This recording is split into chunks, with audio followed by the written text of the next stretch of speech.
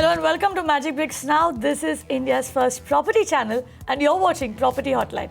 I'm Kavita Krishnan. Today we are answering all your home finance queries with Kartik Jhaveri. Kartik is the founder and director of Transcend Consulting India Private Limited. He joins me in the Mumbai studio. Kartik, welcome to the show. Thank you. Let's get started with an email today. Kulwant Singh has written in. Now, he's taken a loan of 28 lakh rupees from LIC Housing Finance in 2009. Tenure of 15 years at 8.5% per annum on a floating term. So the initial EMI that time was 27,580 rupees. With frequent change in rates, the current EMI stands at 30,289 rupees. Now he learned that the EMI was revised downward with the revision of the interbank interest rates. So he approached LIC and told them that he would like to switch over to some other bank or institution as he was paying too much. Now they agreed to reduce the rate, which is in process. But he learned that the loan period, the tenure, was extended by almost 5 years. This results in an additional burden of almost 15 lakh rupees. At the time of the sanction, he was given a sanction letter, no copy of terms and conditions. Since the EMI was frequently revised upward, the extended loan period, he says, is hard to understand. What recourse can he take? So clearly there is a lot of I know, misappropriation, mis-selling. I know what is happening over here. He's not been given the terms and conditions. Correct. So, frankly, what's happening is there's nothing wrong which is happening. So this is a very standard thing that happens with most lenders. Now, when you take a loan, along with your sanction letter, you will also sign what is known as a mortgage agreement. So in that agreement, you have all these terms and conditions specified. Now, when you take a floating rate loan, the good thing about the floating rate loan is that when the interest rate goes down, you start benefiting because your loan gets paid off faster because, your interest component of your EMI is that much smaller. And therefore, you are paying more principal. But that is theory. No, absolutely. I mean, it's not happened in his case. Obviously. That's because the flip side has happened. So what has happened in his case is the interest rates have gone up. Now, when the interest rates go up, most borrowers are generally unwilling to take a hike in their EMI. They don't want to increase the EMI. And banks actually love that. So what banks do is they love to expand your tenure because then, because of the rise in interest rates, the interest component of your EMI is going to be just about enough to pay off the interest, which means your principal that is being paid is really tiny. Therefore, the number of years go up. Just because you have approached them, they have not increased the tenure now. Maybe you haven't realized, but your tenure has been steadily and constantly going up. So, a couple of ground rules that you must, number one, understand.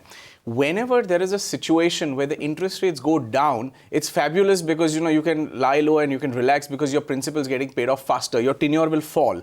But if the interest rate goes up, try and increase your EMI a little bit because that way, there is no way you should let go even one extra month of your tenure. Because once you start doing that, naturally, then the bank is playing what they are doing. And obviously, their business is to make profits. So they are actually trying to make merry out of the fact that, the interest rates have gone up and you don't want to pay an extra EMI. So the next thing that you must remember to do is whenever there's a situation, go increase your EMI. In fact, I'd go one step further. As your income increases, your expenses are not increasing in the same proportion. So why not try and make a little accumulation, make an RD or make a recurring deposit, a liquid fund or something like that, or just go to the institution and tell them, you know what, I want to pay about 5% more than what I was paying last year. They'll happily accept a higher EMI because if you are going willingly yourself and doing it, that's a great way to manage a home loan. So just make sure that when these adversities of rising interest rates hit you, this is what you should do. But having said that, my judgment is next couple of years, I don't really see interest rates rising. So to that extent, everyone can breathe a little bit easy, but that's only my opinion. No, but also in the case of Kulwant, what do you suggest he does now? He's obviously now, I think he's reached a situation where he's woken up and he's decided to, take charge of his home loan. What we say on this channel over here, take charge of your finances, take charge of that home loan, monitor it on a monthly basis. And he's doing that now. That's right. What should be his next step? Should he change lenders? Yes, absolutely. Your best step is to first go to LIC and ask them, what's the current rate going on? Just be a little aware, like you said. And are you getting a market-driven rate? So today's market-driven rate is somewhere in the range of about 9.25 plus or minus. So are you in that sort of a rate? Do you have to pay maybe 0.5% or something like that and get a slightly discounted rate? Is that a possibility? And if your difference is more than about 1.5%, then the going rate of market, then maybe you should also consider refinancing your loan. I've always said that you're never married to a single loan institution as far as a home loan is concerned. So if you think that your rate of interest is about 10 or 10 quarters, just by the way, and if you're getting a lower rate of interest through a refinance, please go ahead and explore that option as well. Right. And to also, Kulwant, Kartik just told us, there are a lot of options available in the market.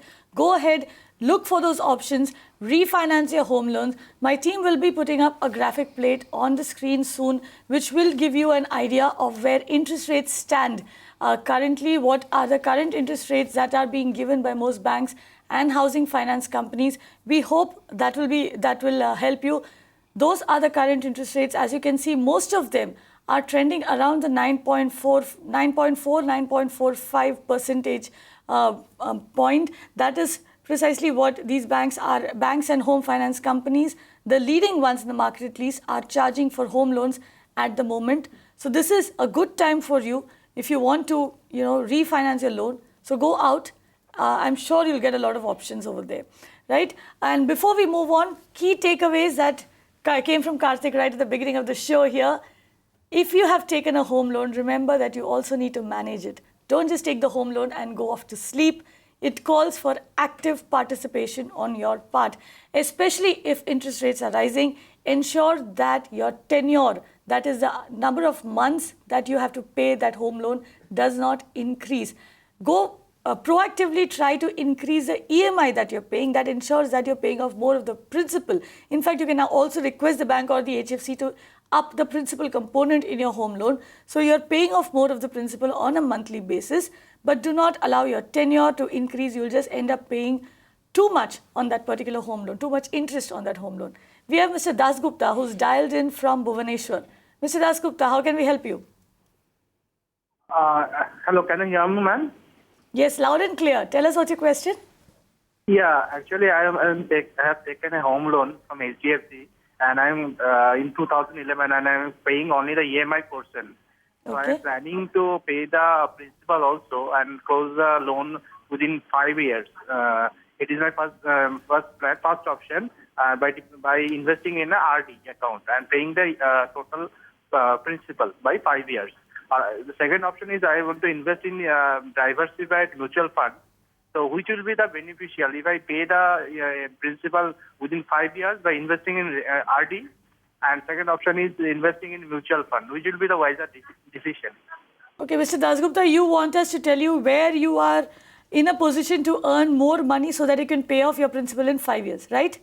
RD Yeah. or a diversified mutual fund. I can see Kartik smiling. Should I continue with the EMI portion and investing only in the mutual fund, or pay that by investing in recurring deposit? Close the loan in 5 years. Right, Mr. Dasgupta. I'm not going to hold Kartik back. He loves questions like this. Go on, answer that. So, Mr. Dasgupta, you have two fantastic options. Everybody wants to finish their loans fast, and I love to answer this question where I tell everyone, with home loans, you can have your cake and eat it too.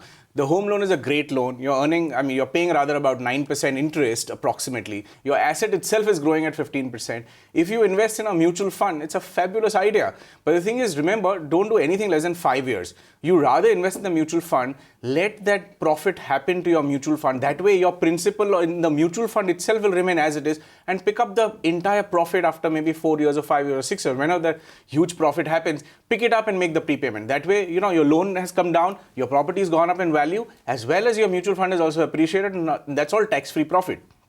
Now, for the benefit of all the other viewers also, if somebody is actually thinking about going ahead and creating a recurring deposit and trying to prepay the loan over a period of time, then you see, why don't you take the advantage of going every month and making a little bit of a prepayment? Why do you want to go outside, make a recurring deposit, earn about 7-8% there, pay the tax on that 7 or 8% that you're going to earn, and then from the post-tax returns go and actually make a prepayment. You rather pay it every month or every quarter, whichever way you like. And in any case, there is no prepayment charge when you're paying from your own internal resources. So that way, you are actually hastening up the principal payment, and therefore every year, year after year, in fact, month after month, the interest component is becoming smaller and smaller, and the principal component is becoming larger and larger. It's almost like saying that you're making an additional EMI, the amount that you would put in a recurring deposit. So, if you are from that school of thought where I just don't want like a loan and I'm going to go to a recurring deposit, then why don't you just directly pay the loan off?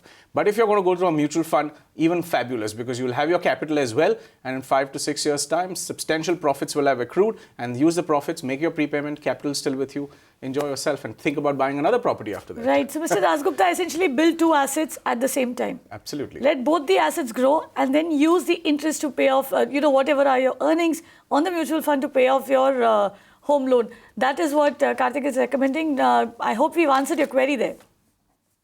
Yes. And ma'am, I have a second query because I have recently made some payment to HDFC, and they have reduced the rate of interest from when I have taken the loan, that was around 10.5%, and they have reduced it to 9.45%. So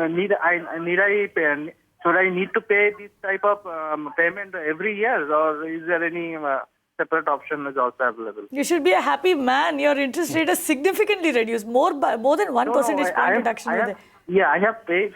Interest rate is reduced, but is it need to pay in year after 2 or 3 also? Why I am paying is I am not able to understand. Okay. Because it should be a floating rate, it should be automatically come down, na? So why HDFC is taking this type of amount from us, from the borrower? Right. Let Kartik explain that. Mr. Dasgupta, this is a little technical to understand. You see, when you went to take the loan from HDFC, how did HDFC actually give you the money? They have also in turn gone and borrowed from a very large institution. They have borrowed a big chunk of money, and therefore from that big tranche or that big chunk of money, they have given to loans like many people like yourself, you see. So your cost for that loan is, let's say, 10.5%, and HDFC's cost of that borrowing may have been, say, 7 or 8% or 9%. I'm just making an assumption here. So now, for a new borrower, they would obviously be borrowing new chunk of money. If that chunk is coming at a cheaper cost, then they will offer the cheaper cost to the new borrower. Now, when you want to jump from one ship to another ship, many a times what happens is that you are actually going into a different tranche of funds that HDFC has raised, which is why they are charging you a little bit of an adjustment fee to move to a different tranche of money. Because this is the way you have to bear a little cost, even they might be having to bear a little cost for people who move out from the higher rate loan to a slightly lower rate loan. So while your loan is at a floating rate, that impact will be small, but when you want to have a substantial impact, you are actually moving into a different tranche of HDFC's borrowing, and which is why that kind of charge which is levied to you is kind of appropriate. However, what you must be very happy about to know is that this is only a one-time adjustment. It is not going to be a recurring adjustment year after year. However, for example, next year if the interest rates went down significantly, and let's say the loans were available at 7 or 8%, you may again have to pay that charge. But your savings will be phenomenally high, and which is why we sometimes even recommend that go ahead, make that little additional adjustment fee or whatever charge they are going to make, but go to an interest rate which is 1% or 1.5% lower than your existing rate. That's greatly beneficial to you, and you must take advantage of that. Which brings us back to what we began the show with, that you need to be a very, very proactive customer if you've taken a home loan. You need to monitor that loan, the money that you're paying, where your money is going, what kind of payments you're getting, what is your tenure. These are things that you need to keep an eye on a regular basis. And I'm happy to see most of our viewers who are calling in, they know their loans, they seem to know their EMI in and out. Oh, very nice. And that's brilliant, right? Because it's a traditional Indian psyche that, I do not want to be paying extra for even 1 extra rupee, and which is perfect, which is brilliant. Right. We have a question that's coming on our website now. Shailesh Khandelwal says that he invested in the property in 2007. It was a tripartite agreement between HDFC Bank, the builder and himself. The property was sold to him in a manner that the payments would only begin when possession was obtained. However, the builder ran away, and the bank, it was later revealed, had disbursed 100% of the loan to the builder immediately after Shailesh signed the agreement. Now, there are around 250 odd affected parties, multiple cases ongoing in this particular project, including Shailesh's. However, his CIBIL rating is 626 and he is now unable to secure a home loan to buy another property. He has had no other default apart from this cheating case. He says he's distressed, has nowhere to go to secure a home loan. What can he do? Now, Kartik, this is precisely what we caution people against Absolutely. time and again on this channel when they call in and say that, they are getting free, no EMI till possession kind of schemes. And this is obviously, this is a loan he must have taken right at the beginning when those 2080 schemes and all of those Correct. hit Absolutely. the market, right? Yeah, absolutely. So, I mean, we've said this thing on this channel itself a number of times that, do not greedily just run into a property just because you don't have to pay an EMI. See, understand one thing. For the builder, he needs a cheaper source of finance. If he cannot get it directly on his credentials, what he started doing is he started doing it on your credentials. And the way he started luring all the customers is that I will give you 0 EMI or no EMI facility, so on and so forth, or a 2080 scheme, just pay 10%, 20%, and the rest of it you start, so what that means is that you start paying the EMIs to the bank after that. But in the interim, what's going to happen is on your credentials, the builder borrows money from the bank and your flat obviously or your property is as a collateral to the bank. So the bank is pretty much happy saying that they have a collateral. And this is a situation that can happen. Now, this is an extreme situation where he's absconding, but there could be very, very live situations and possible situations where the builder is actually defunct, bankrupt, whatever the case might be, or his cash flows are stuck and therefore he's not being able to deliver the property to you. Now, what will you do in this whole situation? Yes, you can't get another home loan, but at the same time, the bank, and by the way, I do not think that HDFC Bank gives home loan. I think you're referring to HDFC Limited. Okay. So having said that, HDFC Limited is an extremely strong company when it comes to due diligence and when it comes to doing technical analysis of a property. They are extremely good at it. So I'm actually a little surprised that this happens with HDFC being in the picture. Now, having said that, the only person who can really finance you for another loan is HDFC. And what is the option that you really have? So there are one or two of these options. Either you can continue to pay the EMI, for nothing, and you have no idea of when you're going to get your property, and you're already probably doing legal cases at the same time. The other idea is what can happen to you really? The only thing that can get messed up is your CIBIL score. That's about it, because the EMI is really in your control. Ultimately, what you do, whether you decide not to pay or to pay, you need to safeguard your money. Right? Now, HDFC, for example, like you, is actually more worried than you are because they are the ones who actually given the loan to the builder and he is not constructing the property at the moment. So while HDFC does its own machinery, maybe they will enact SARFAESI Act, they will activate that. Under the SARFAESI Act, if you are going to default deliberately on your loan, for example, if you take that stand, they will start the SARFAESI Act, they will acquire your property, but there is no property. So what you only have is a guarantee of a future property and the land at the moment. And that they will do across all the other borrowers. In fact, all the lenders will together acquire the land. Are you suggesting that all these borrowers, default together on their loans? It's a very very hard sort of a decision to take. But not just a hard decision. What you're suggesting is very contrary to what we've been hearing. We've always been saying, yeah. So the thing is now, the question comes in terms of your existence. You only earn that much amount of money. I am talking about a seriously radical step here. Because on the other hand, you bought a house. If this is your first house, then you actually need money to pay rent somewhere, if nothing else. So what are you exactly going to do? Are you going to continue serving a defunct loan situation, or are you going to safeguard your family? I mean, it's a very big decision that a lot of people will have to do in this kind of a situation. So ultimately what you do is your choice, but I'm personally thinking that HDFC can give you the loan. Second thing is, if you did default, you'll have a lot of cash flow in hand by which you could do something else, and your CIBIL will definitely get very, very adversely damaged. No, but tell me this, Kartik. Is what is HDFC's liability over here? Aren't they, responsible in some fashion? Because at the end of the day, they had done the due diligence on a property. And they have also signed the agreement. They already know exactly what's happening. Agreement. And it is only HDFC who's going to mess up the entire CIBIL records for you, by the way. So since he says it is a group and they are quite a numerous group, do you suggest that all of them approach HDFC together and speak to them and tell them that unless you sort this out, we are all going to default on our loans? See, definitely I am making one absolute blanket assumption here that HDFC has taken some sort of mortgage. So if they don't have the mortgage of the property, they will obviously have some recourse to the land. The court will step in and maybe hand over that land because he's already absconding, right? So now somebody has the title to that land. Maybe they will acquire that land and then, that entire land parcel could be given to another developer who will come and do a construction for all of you there. So it's going to be a very sticky situation. It's going to take a hell of a long time to get resolved. Right. But in the meanwhile, the only person to talk to is HDFC. So Shailesh, a very radical solution over there. But like you said, there are 250 odd people who are stuck in this particular project. And if all of them have executed tripartite agreements, it's probably time that you go and speak to HDFC over here and tell them that, this is a property that you did the due diligence on. Help us out or we'll have to default. Right? Moving on, we have Rohit Prakash who's called in. Rohit, how can we help you? Yeah. Hi, Kavita. Hi. Hi. I have a query. I'm planning to purchase a property in Gurgaon. The seller is got this property based as a registered will. Okay. Now, the State Bank of India, while I applied for a loan, they are insisting to get the probate of the will. So the seller is a bit reluctant to get a probate of this will.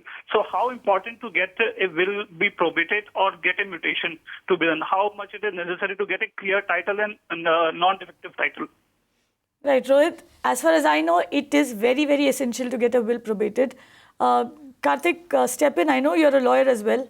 Help him out. Rohit, unfortunately, you have no option, and SBI is absolutely right. They need to understand who is the title owner, absolutely. Now, a will is something which is a contestable document. So, prima facie, the person who made the will had an intention to give it to somebody. Now, we don't know for sure that the person who is claiming to be the owner is the rightful owner. And when a probate is applied for, the court very specifically says that this person is now the identified legal title holder of the person who has died or who is deceased now. So therefore, this becomes an absolutely essential document. In fact, again, for the sake of completion and for all the other people, a lot of people tend to do a society transfer. The society very happily changes the name on your share certificate. And if you've inherited a property by will, by the way, so a lot of times an affidavit is taken and the transfer is done. But that transfer is only good for you to stay in and have possession of the property.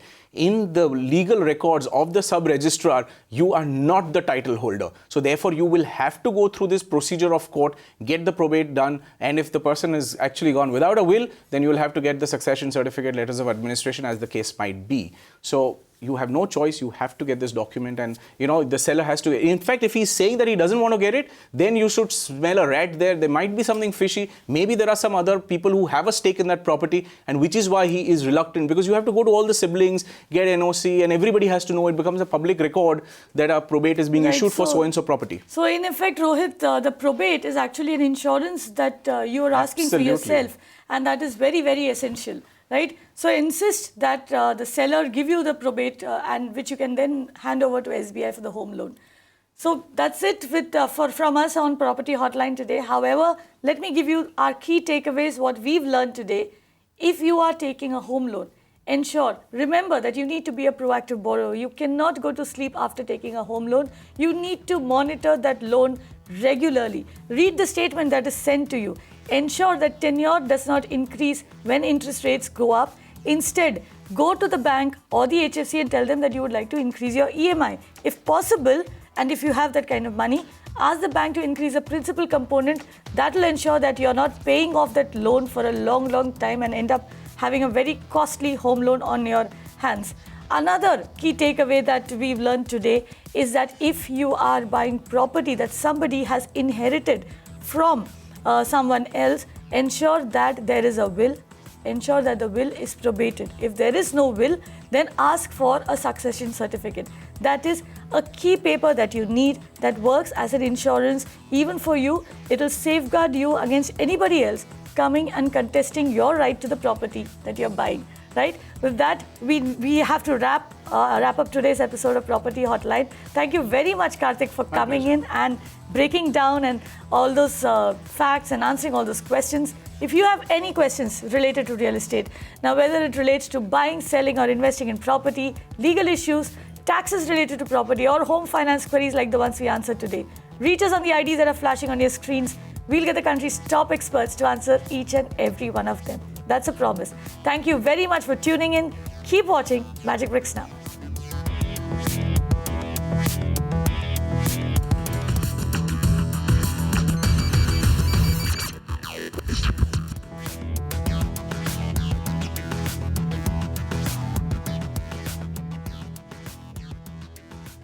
On our website mpnow.in.